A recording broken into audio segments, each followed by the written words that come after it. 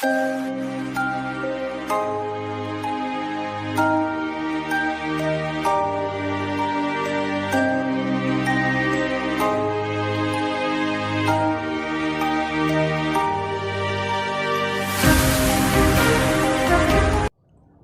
है आप सभी का आज की क्लास में।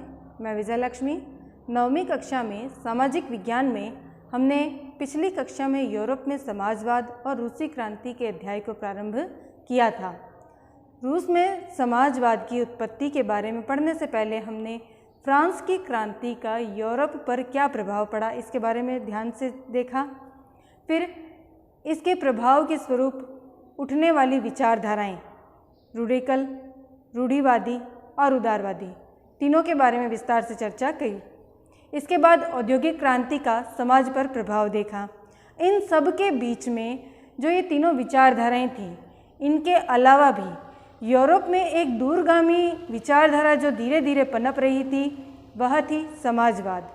समाजवाद एक प्रकार से यूरोप के समाज में समानता की स्थापना को लेकर उभरने वाली विचारधारा थी, जो कि यूरोप की सबसे दूरगामी दृष्टिकोण को और इशारा कर रही थी। अब देखिए, समाजवादी जो विचारधारा थी वह इन तीनों विचारधाराओं रेडिकल, उदारवादी और रूढ़िवादी की कमियों को दूर करने के प्रयास स्वरूप उभर रही थी। और ये जो समाजवादी विचारधारा थी, इसका सबसे प्रमुख जो कार्य था वह यह था कि ये जो समाजवादी विचारधारा थी यह 19वीं शताब्दी में यूरोप के समाज में बिल्कुल जानी पहचानी हो गई थी। इसका उदय कब हुआ था? 19वीं शताब्दी में। तो 19वीं शताब्दी में यह विचारधारा यूरोप में पूरी तरह से पनप चुकी थी और इस विचारधारा का जो सर्वप्रमुख विचार था वह यह था कि ये विचारधारा निजी संपत्ति की विरोधी थी। इसका कारण ये था कि जिस समय की हम यहाँ चर्चा कर रहे हैं उस समय समाज के अंदर पूंजीपति वर्ग जो है वह यह काफ़ी फल फूल रहा था। यानी औद्योगिक क्रांति के फलस्वरूप जो बड़े बड़े उद्योग धंधे लग रहे थे, उन उद्योग धंधों में काम करने के लिए एक मजदूर वर्ग था।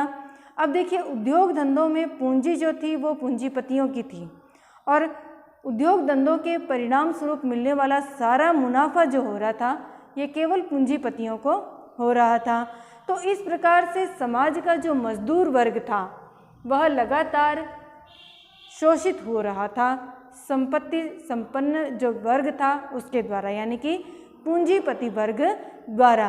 तो इस तरह से ये जो वर्ग समाजवादी विचारधारा थी, यह पहला जो अपना विचार देती है वह यह कि यह निजी संपत्ति की विरोधी थी।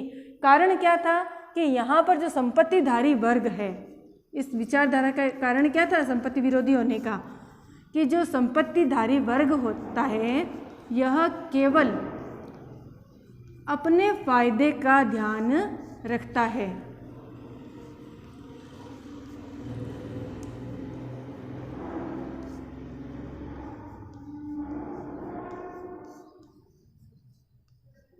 अब देखिए, यह अपने मुनाफे का तो ध्यान रखता ही है, इसके साथ ही देखिए मजदूर वर्ग जो है इसके बिना इसका काम नहीं चल सकता।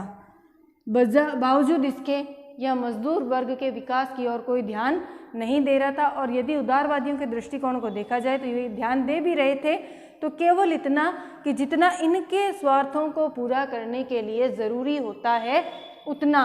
तो इस तरह से ये लोग क्या कर रहे थे, ये जो संपत्तिधारी वर्ग थे ये केवल अपने मुनाफे की ओर ध्यान दे रहे थे। और जो वर्ग इनकी संपत्ति को उत्पादनशील बनाता है,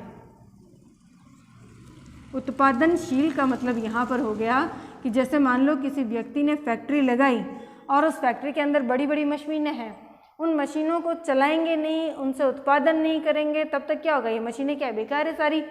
तो यानी कि उन उद्योग धंधों में काम करने वाला जो वर्ग था, जो उनको उत्पादनशील बना रहा था, उस वर्ग की ओर ये कोई ध्यान नहीं दे रहे थे। यह एक बहुत बड़ा कारण था कि समाजवादी विचारधारा के लोग जो थे ये संपत्ति के विरोधी थे। इनका मानना था कि इस प्रकार से जो उद्योग धंधे हैं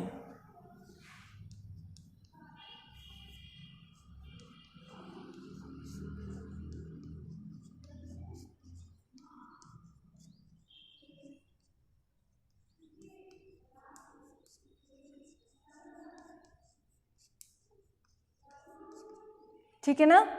तो इनका क्या मानना था कि इस संपत्तिधारी वर्ग को केवल अपने मुनाफे से मतलब है, और यह वर्ग इनकी संपत्ति को, जो वर्ग उत्पादनशील बना रहा है, यानी कि जो मजदूर वर्ग है, श्रमिक वर्ग है, उसकी ओर ये लोग ध्यान नहीं देते हैं। और इस कारण से होता क्या है कि समाज के अंदर केवल एक वर्ग जो होता है वह संपत्तिशील बनता जाता है, और मजदूरों की स्थिति जो है वो यथावत बनी रहती है, यानी कि वो जो गरीब वर्ग है वह लगातार गरीब ही बना रहता है।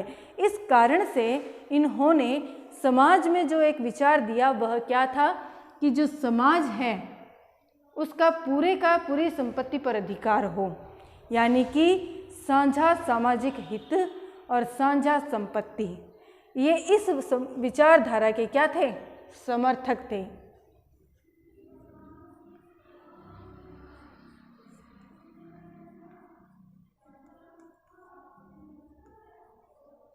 साझा सामाजिक हित होने चाहिए और साझा ही क्या होनी चाहिए? संपत्ति होनी चाहिए।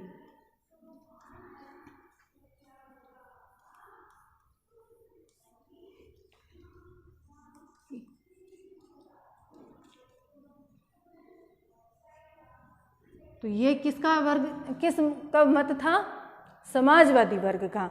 समाजवादी वर्ग ये कहता था कि समाज में जब तक पूंजीपति वर्ग रहेगा, जब तक मुनाफा किसी एक वर्ग को मिलेगा, तब तक समाज के अंदर जो मजदूर वर्ग है उसके हितों की रक्षा संभव नहीं है। इसलिए होना क्या चाहिए कि भाई जो संपत्ति है, जो पूंजी है, वह समाज की हो, संपत्ति पूरी समाज की हो, और कार्य जो हो वो भी पूरे समाज के हितों को ध्यान में रखकर किया जाए। तो ये इस तरह की विचारधारा का समर्थन कर रहे थे, और इसके लिए इन्होंने काफ़ी सारे अभियान भी चलाए। तो अपने इन कामों को करने के लिए या इस उद्देश्य को पूरा करने के लिए इन्होंने क्या किए? अभियान चलाने शुरू कर दिए थे। और इन अभियानों के तहत इन्होंने क्या किया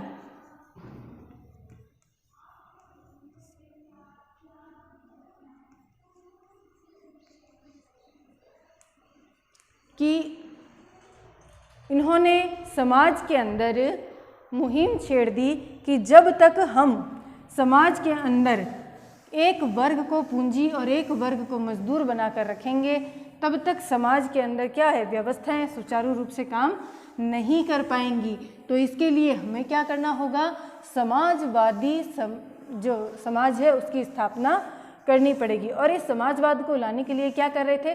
सबसे पहले तो इन्होंने क्या किया कि निजी पूंजी जो है इसको पूरी तरह से हटा दिया जाए और समाज का ही पूरी संपत्ति पर अधिकार हो। अब यहाँ पर हम देखते हैं कि समाजवादी जो विचारधारा थी यह समाज के अंदर दो वर्ग लाती है।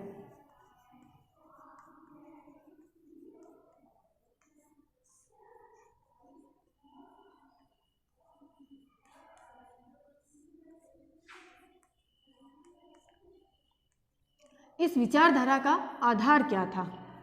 इसके आधार की अगर हम चर्चा करें तो देखिए कि यह विचारधारा भी दो तरह से काम कर रही थी। एक जो कुछ व्यक्ति थे समाजवाद से जुड़े हुए, वो तो कोऑपरेटिव वर्ग,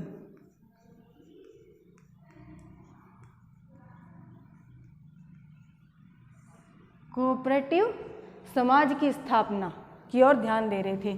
अब इस कोऑपरेटिव का मतलब क्या हो गया? सामूहिक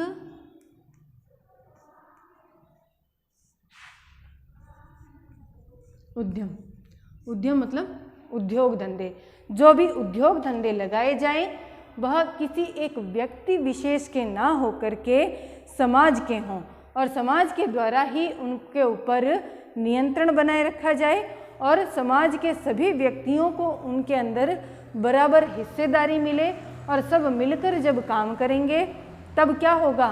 लाभ भी सबको मिलेगा। ये कोऑपरेटिव वर्ग के व्यक्तियों का विचार था। क्या विचार था? कि सामूहिक उद्यम। सामूहिक उद्यम का मतलब हो गया कुछ व्यक्ति मिलकर के, आजकल की भाषा में यदि हम इसको समझना चाहें तो पार्टनरशिप जिसे कह सकते हैं, कि बहुत सारे छोटे छोटे जो वर्ग हैं या जो कहें कि कुछ व्यक्ति मिल करके पार्टनरशिप में अपना बिजनेस करें, प्रोडक्शन शुरू करें और जो प्रोडक्शन से मुनाफा हो उसको अपनी पार्टनरशिप के अकॉर्डिंग बांट लें। वही बात यह कोऑपरेटिव वर्ग भी कह रहा था कि कुछ व्यक्ति मिल करके सामूहिक व्यापार प्रारंभ करें, सामूहिक उद्योग प्रारंभ करें और अपने द्वारा किए गए श्रम के अनुपात में होने वाले मुनाफे को आपस में बांट लें। तो यह समाजवादी विचारधारा का एक विचार था जिसको हमने कोऑपरेटिव या सामूहिक उद्यम के रूप में देखा। तो इस वर्ग के लोग क्या कह रहे थे? सभी व्यक्ति या कुछ व्यक्ति, ठीक है ना, यहाँ पर सभी या कुछ दोनों हो सकता है,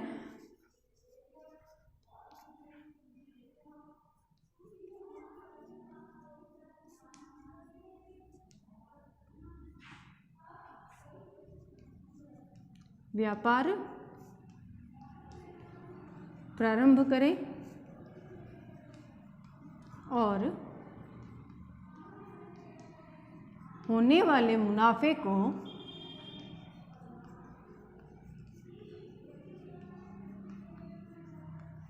किस आधार पर बांटेंगे? किए गए काम के आधार पर। जिसने ज़्यादा काम किया होगा उसको ज़्यादा लाभ मिलेगा और जिसने कम काम किया होगा उसको कम लाभ मिलेगा।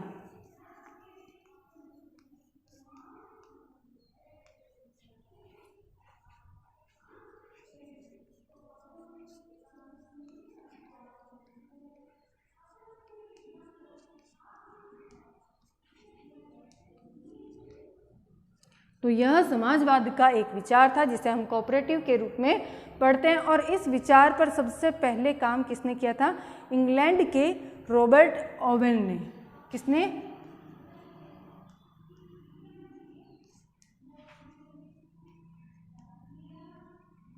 सबसे पहले इसने ना इंग्लैंड के अंदर इसके ऊपर प्रयोग किया था रॉबर्ट ओवेन ने। इसका काल आता है 1771 से 1858।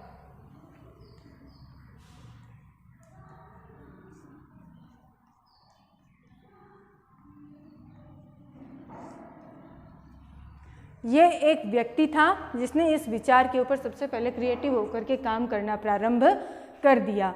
अब देखिए, कुछ व्यक्ति तो थे जो इस व्यवस्था को सही मानकर आगे बढ़ने का विचार ला रहे थे, लेकिन कुछ व्यक्तियों का ये मानना था कि भाई खाली व्यक्तियों का समूह बनाकर के इस तरह से समाजवाद की स्थापना नहीं हो सकती है।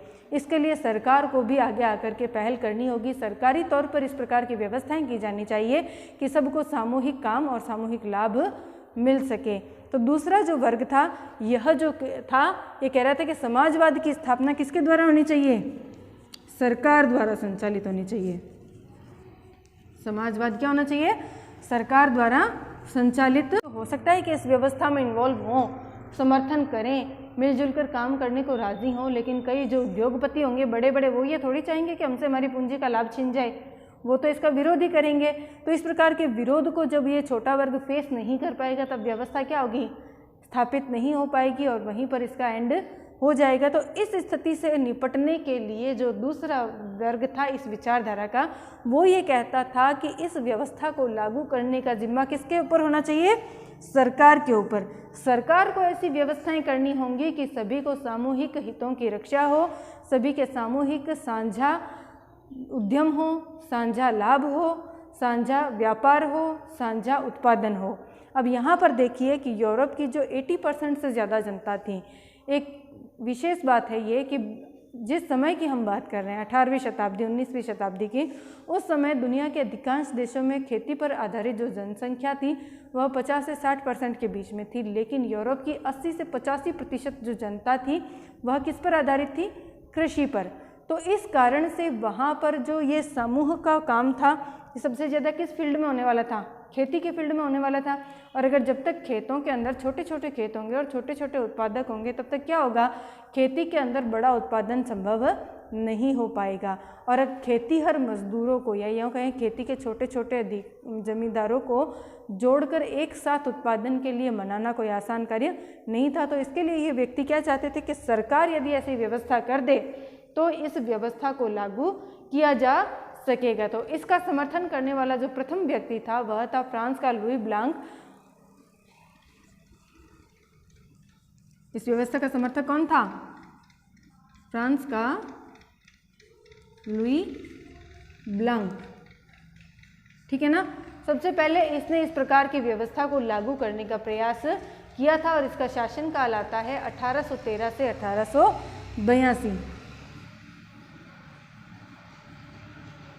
तो सबसे पहले इसने सरकार द्वारा स्थापित समाजवादी सरकार की स्थापना पर बल दिया था।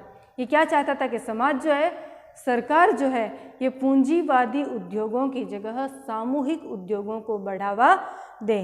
क्या विचार दिया इसने कि सरकार का क्या दायित्व होगा,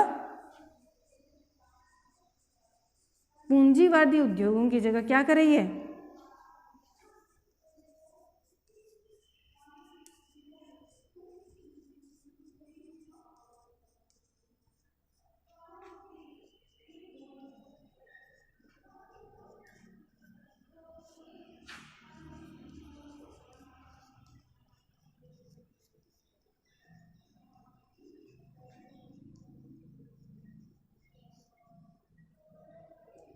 ठीक है ना।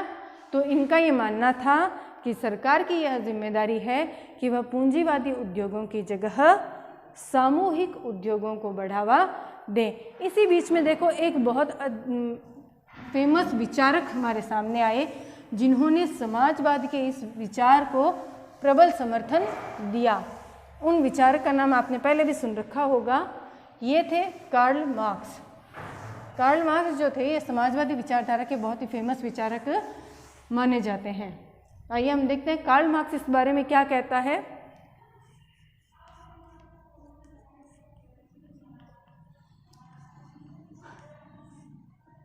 समाजवादी विचारधारा के बहुत प्रमुख विचारक माने जाते हैं और इन्होंने सबसे पहले यह रिसर्च की थी कि पूंजीवादी समाज कैसा है। वर्तमान में जो समाज चल रहा है वह कैसा है, पूंजीवादी है।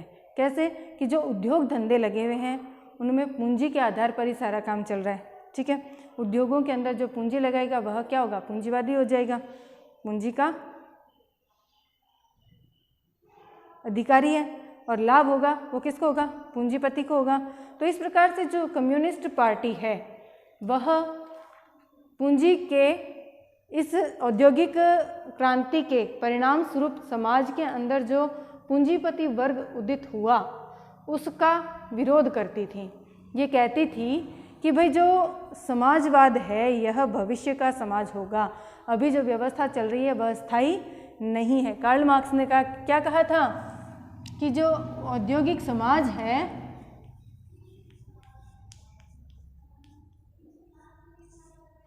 यह पूंजीवादी है।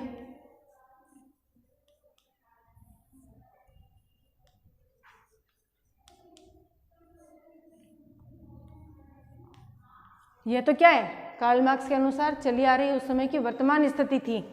और ये कहता क्या था कि भविष्य का जो समाज होगा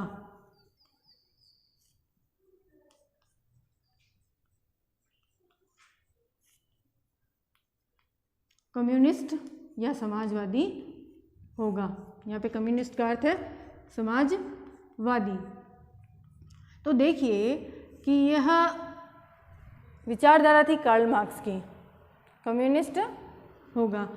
कारण क्या था कि कार्ल मार्क्स ने बहुत पहले ये अनुभव कर लिया था कि जो बड़े बड़े उद्योगपति हैं ये केवल अपने लाभों को प्राप्त करने के लिए मजदूर वर्ग का लगातार जो है शोषण कर रहे हैं और किसी भी व्यक्ति का शोषण केवल तभी तक संभव है जब तक कि वह विरोध के लिए आवाज़ ना उठा दे। तो कार्ल मार्क्स ने ये कहा कि जो वर्तमान व्यवस्थाएं चली आ रही है ये एक तरह से पूंजीवादी व्यवस्था है। पूंजीवादी व्यवस्था में क्या होता है कि निजी संपत्ति पर व्यक्ति का खुद का अधिकार होता है। बड़े बड़े उद्योगपति है जिसकी लाठी उसकी भैंस के सिद्धांत पर यह वाद काम करता है कि जिसके पास पैसा होगा वही बलवान माना जाएगा, यानी कि या जिसके पास उद्योग के अंदर लगाने के लिए पैसा होगा वही लाभ कमाएगा। श्रम का कोई अधिक महत्व यहाँ पर नहीं रह गया। श्रम के बदले में आपको एक फिक्स सैलरी मिल गई, बस बात खत्म। यहाँ पर ये बात थी।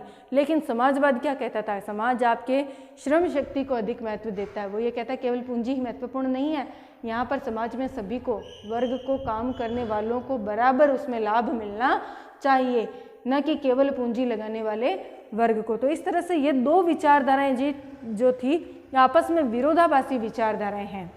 पूंजीवादी विचारधारा और समाजवादी विचारधारा ये आपस में क्या है, विरोधाभासी विचारधाराएं हैं। कारण यह है कि एक समाज के व्यक्तियों को अधिक महत्व देती है और दूसरी समाज के पूंजी को अधिक महत्व देती है। एक निजी संपत्ति का विरोध करती है और दूसरी निजी संपत्ति का समर्थन करती है। एक कहती है कि समाज के सभी वर्गों को बराबर लाभ मिलना चाहिए और एक कहता है कि जिसने पूंजी लगाई है उसी को लाभ मिलना चाहिए। तो औद्योगिक क्रांति के फलस्वरूप जो वर्ग उभर कर सामने आया, पूंजीपति वर्ग, वह तो था पूंजीवादी अर्थव्यवस्था का समर्थक कि भाई हमने पैसा लगाया, हमें लाभ मिलेगा, हम इसके अधिकारी हैं, दैट्स ऑल। और एक जो दूसरा वर्ग धीरे धीरे जो उभर रहा था वह था समाजवादी, जो कि मजदूरों के द्वारा उभर कर सामने आया, या यूँ कहें कि कम्युनिस्टों के द्वारा जो समाजवाद आया वह यह था कि जो व्यक्ति श्रम कर रहा है, जो व्यक्ति आपकी पूंजी को उत्पादनशील बना रहा है, उस व्यक्ति को भी उस पूंजी के द्वारा होने वाले लाभ में क्या होना चाहिए, मुनाफा बराबर मिलना चाहिए, तभी यह समानता होगी। और इस आधार पर जिस समाज की संरचना का स्वप्न ये लोग देख रहे थे, कार्ल मार्क्स वगैरह, वो कैसा था, भविष्य का समाज था जो कि समाजवाद पर आधारित था, जिसमें समाज के ऊपर ही सारी संपत्ति का अधिकार था, समाज के द्वारा ही सारी संपत्ति अधीन थी और उस सामाजिक संपत्ति के द्वारा होने वाले लाभ से सभी के सामाजिक हितों के लिए कार्य किया जाना था। तो इस प्रकार से सारी संपत्ति पर पूरे समाज का यानी सामाजिक नियंत्रण का स्वामित्व हो, यह किसकी विचारधारा थी, कम्युनिस्टों की।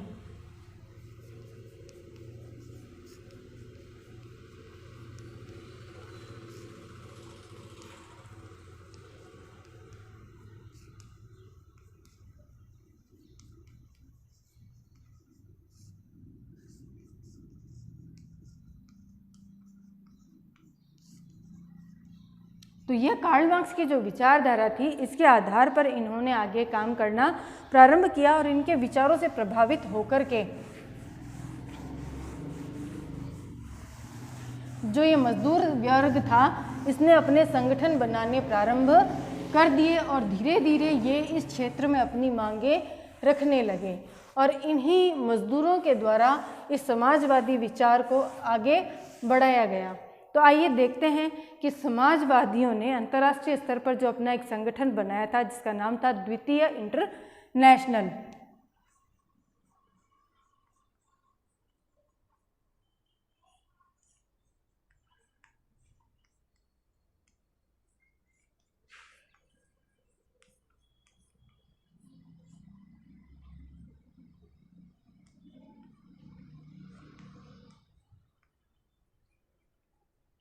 यहाँ पर देखो, हमने पिछली बात पर थोड़ा गौर करना पड़ेगा। जब हमने औद्योगिक क्रांति का समाज पर प्रभाव पड़ा था, तब हमने देखा था कि बड़े बड़े उद्योग धंधों में लगने वाले मजदूर जो थे, इनके लिए बहुत सारी समस्याएं थी। एक तो इनको मजदूरी प्रॉपर नहीं मिल रही थी, यानी कि इनकी मजदूरी क्या थी, कम थी। दूसरा, इनके काम के जो घंटे थे वो तय नहीं थे, इनसे अधिक काम करवा लिया जाता था। लिमिट क्या होती है, 8 से 10 घंटे, जबकि ये लोग 12 से 15 घंटों तक भी काम करने के बावजूद भी एक्स्ट्रा सैलरी इनको कोई नहीं देता था और जो निर्धारित मजदूरी थी वह भी कोई अच्छी नहीं थी। तो इन सब समस्याओं के चलते मजदूर जो वर्ग था उसने अपने संगठन बनाए। किसके संगठन थे ये, लगभग मजदूर वर्ग के ही थे, ठीक है ना।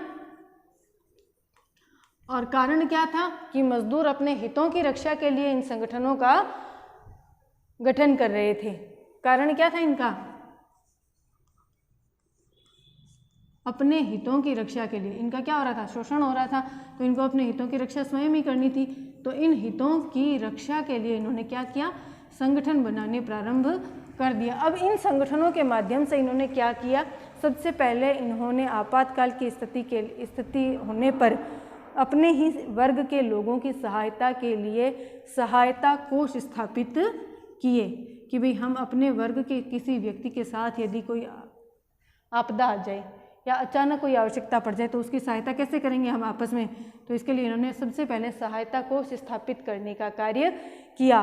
फिर इसके बाद इन्होंने जो अपनी दूसरी मांग रखी, इन्होंने अपने काम के जो घंटे थे वो तय किए।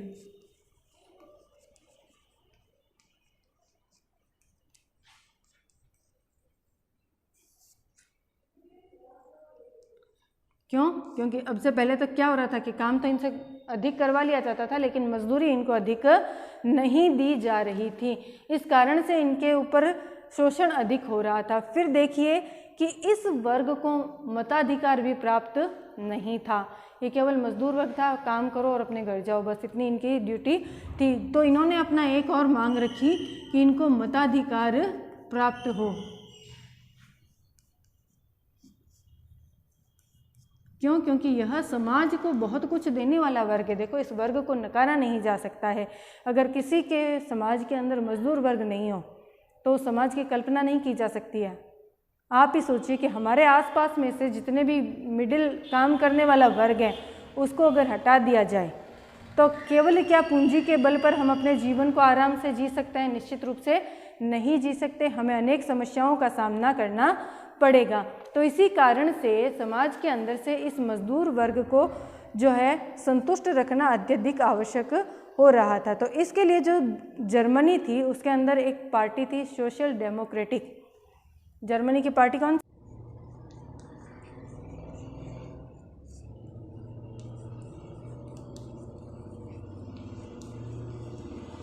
जर्मनी की पार्टी थी सोशल डेमोक्रेटिक। इसके अलावा देखिए ब्रिटेन में भी 1904 के आसपास इन्होंने जो राजनीतिक पार्टी थी उसके साथ अपना काफ़ी अच्छा गठबंधन बना लिया था। फ्रांस की पार्टी जो थी 1905 में, ब्रिटेन की ये थी लेबर पार्टी। अब देखिए नाम से ही पता चल रहा है ना, लेबर पार्टी यानी कि मजदूरों की पार्टी थी। यानी कि यहाँ पर ये दोनों ही जो थे ये मताधिकार प्राप्त होने के बाद की स्थिति हो सकती थी कि ये राजनीति में अपना योगदान दें। जब मजदूरों ने अपने मानवाधिकारों, अपने हितों की रक्षा के लिए संगठन बनाए तो इन संगठनों के पास क्या था? यदि इनको मताधिकार मिल जाता है तो ये एक बहुत बड़ा वोट बैंक थे अपने आप में। और इसी कारण से यह वर्ग राजनीति में भी बढ़ चढ़कर हिस्सा ले रहा था। जर्मनी के अंदर सोशल डेमोक्रेटिक पार्टी से इसके अच्छे संबंध थे। फ्रांस के अंदर 1900 पार्टी में लेबर पार्टी का गठन हो चुका था। यह राजनीति में अपनी महत्वपूर्ण भूमिका निभा रही थी। लेकिन फिर भी इतना कुछ होने के बाद भी 1914 तक यह पूरी तरह से राजनीति में स्थापित नहीं हो पाई थी। कहीं पर भी या यूँ कहीं किसी भी देश में समाजवादी सरकार के गठन नहीं हो पाया था। यह केवल एक विचारधारा थी जो अब तक संघर्ष कर रही थी। आज हमने यूरोप के अंदर उभरने वाली समाजवादी व्यवस्था पर विस्तार से चर्चा की। इस चर्चा के माध्यम से हमने देखा कि जो मजदूर वर्ग था उसने अपने संगठन बनाए, राजनीति में भाग लिया। उससे पहले हमने देखा कि समाजवादी विचारधारा की दो धाराएं उभर कर सामने आ रही थी, एक कोऑपरेटिव और एक समाज द्वारा, सरकार द्वारा संचालित। तो अब तक के लेसन को हम किताब से दोबारा देखेंगे। कहीं कोई दिक्कत आती है तो पुनः कमेंट में या फिर अपने व्हाट्सएप ग्रुप पे पूछेंगे।